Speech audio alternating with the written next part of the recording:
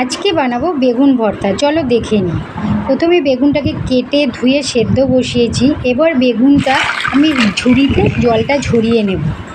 এর ফাঁকে আমি পেঁয়াজ, রসুন, লঙ্কাটা কুচিয়ে নিয়েছি। এবার কড়াতে তেল দিয়ে তাতে একটু কালো জিরে দেব। কালো জিরে দিয়ে রসুনটাও দিয়ে দিয়েছি। এবার পেঁয়াজ লঙ্কাটাও দিয়ে দেবো।